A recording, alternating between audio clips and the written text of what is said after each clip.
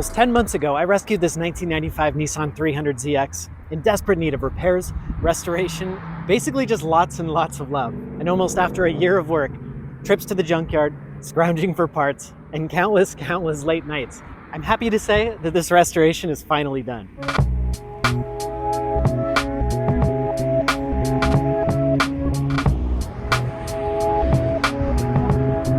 And today, I'm up here exactly where I think this car belongs, up in the twisty mountain roads of the Angeles Crest Highway.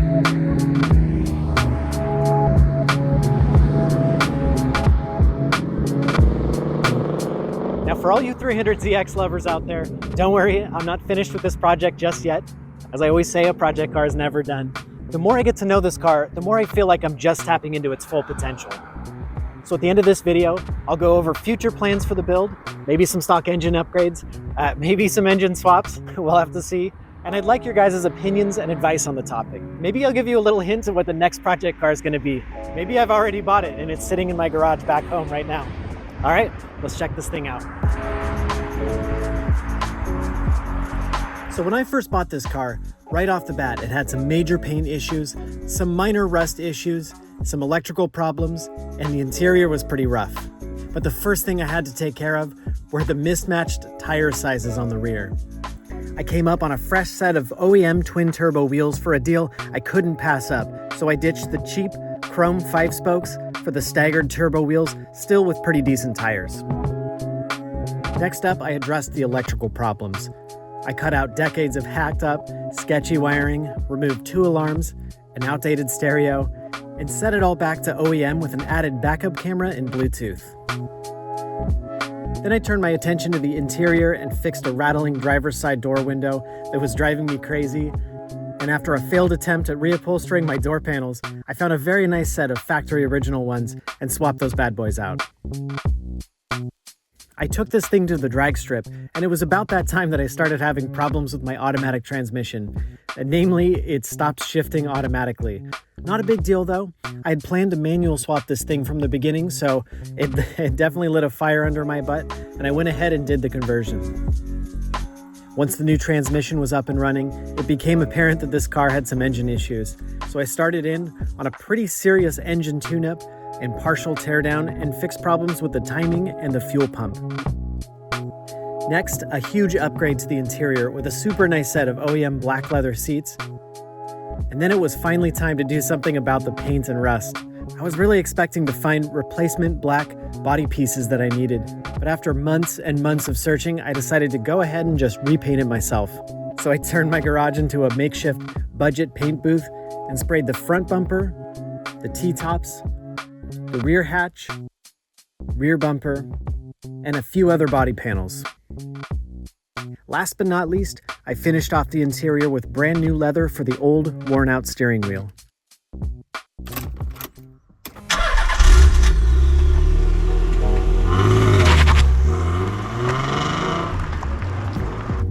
Alright, so now I'm going to go over a few of the most common questions I got during my build. And the first one is, where did I find all of my parts? And believe it or not, you can still find these cars in junkyards, at least here in the LA area. They're always very picked over. So Facebook Marketplace and OfferUp is where I found most of my parts, probably being sold by the same guys that picked over the junkyard cars.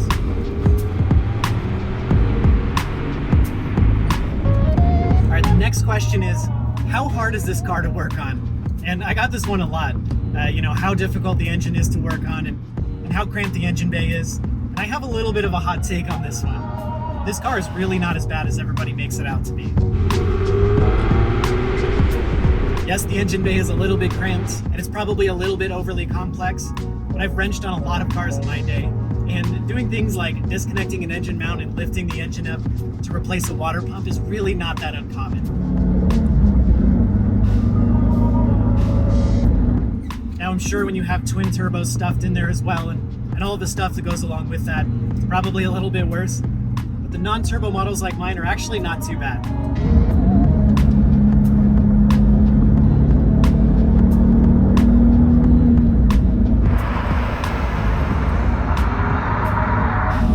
While I'm at it, let me go ahead and correct a few rumors about this car. No, this car is not unreliable. For the miles that I've put on it so far, it's been great.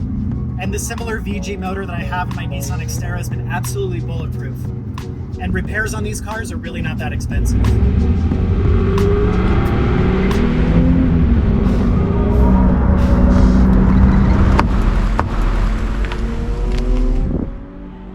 So what are some things I would have done differently on this project? There's only a few things, and both of them concern the transmission. In my opinion, this transmission in stock form is really not that great of a shifting transmission. I think I would have invested in a short shifter, maybe tighten up those shifts a little bit. And the clutch pedal is a little bit stiff. I know the twin turbo models came with some sort of clutch booster, and I think the naturally aspirated engine should have come with one as well.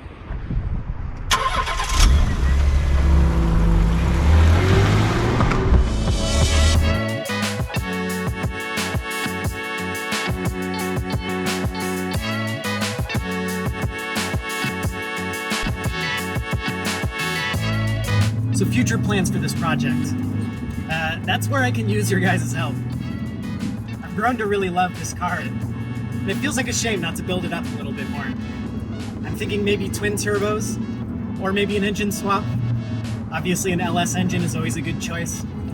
Or maybe a straight six, like an RB or a 2JZ. I'd love your guys' opinions or ideas.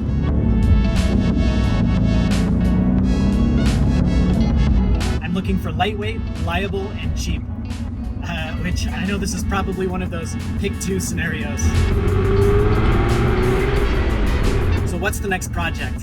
I did buy a new project car because I'm addicted and I have a problem, and I am aware of this. I'm still waiting on some parts for that one, but the build's gonna start very soon, so keep an eye out for that.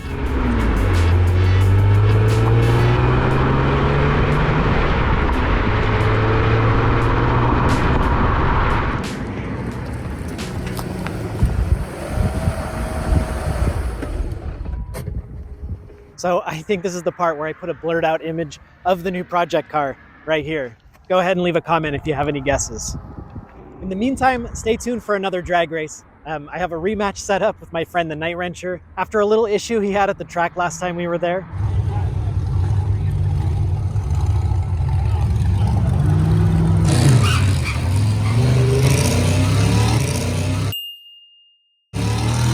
And I have a few upgrades planned for my Hemi Swap Challenger to get it ready to finally race this guy on the road course racetrack, time attack style. All right, that's it. There's one last thing I gotta do.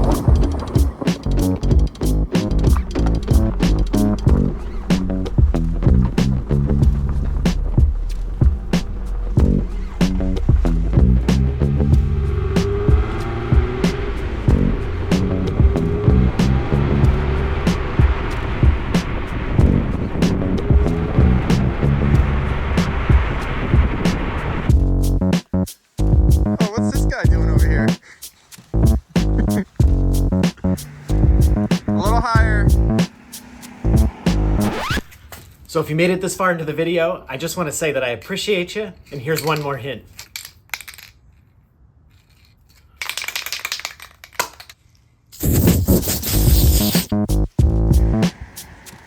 Yep, just gotta go across.